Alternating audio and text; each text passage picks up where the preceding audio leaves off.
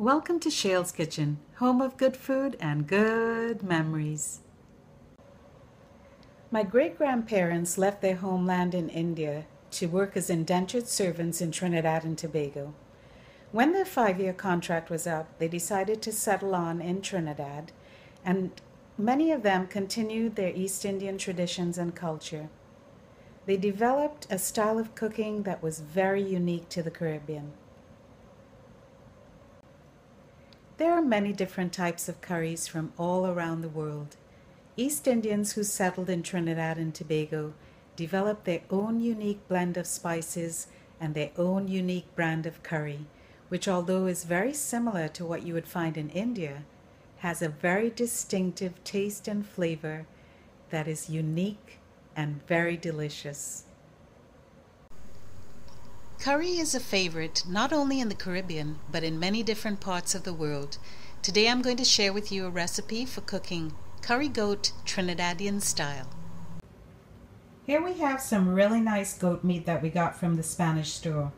Before I wash it and season it, I'm going to be cutting it up into some smaller bite-sized pieces. That'll be a lot easier for serving and for eating as well.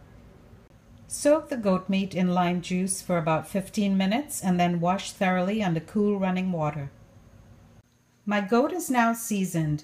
I started with some water and added kosher salt, coarse ground black pepper, Worcestershire sauce, fresh ground garlic, and some fresh herbs, cilantro and flat leaf Italian parsley.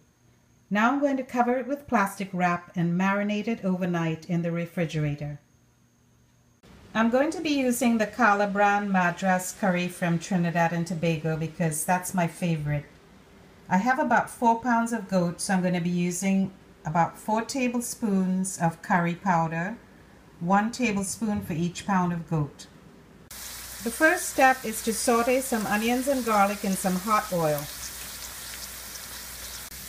Then add your curry and mix well with the onions and garlic. You're going to want to cook this down a little bit.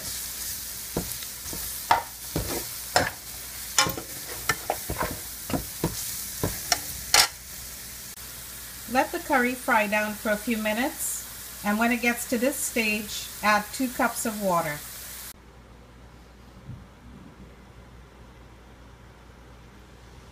When you've added the water, bring it to a rapid boil and let the mixture reduce. Making sure that your curry is cooked properly is a very important part of this process, so take the time to do it. Otherwise, your curry is going to have a powdery, kind of raw texture and flavor. You can see that the curry mixture has reduced quite a bit after cooking for a few minutes. At this point, you're going to want to stir a little more regularly to prevent the mixture from sticking to the bottom of the pot. A good way to check that your curry mixture is ready is when you take your spoon and drag it through the curry and it leaves a clear track. Then you know it's ready. Add the goat meat with all the seasonings to the curry mixture. Stir everything together and bring to a boil. Cover and cook the goat until it's tender, which will be about an hour and a half. You'll need to stir it every 15 minutes or so. Halfway through the cooking process, I'm going to add some chopped seasoning peppers, also known as pimentos. Seasoning peppers add a great savory flavor without any heat. I just added the seasoning peppers, and I think my heat is like really strong today because we're just about halfway through the cooking process and I've already added an additional 3 cups of water.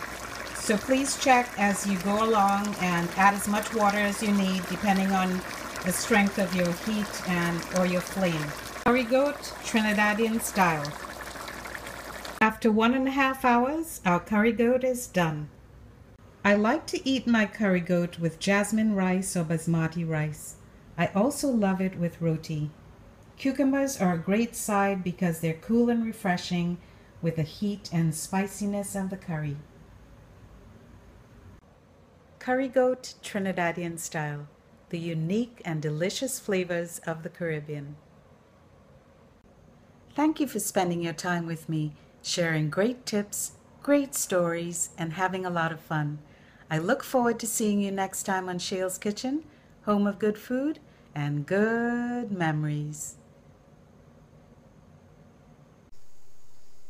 Please subscribe to my YouTube channel and give me a like if you fancy this episode.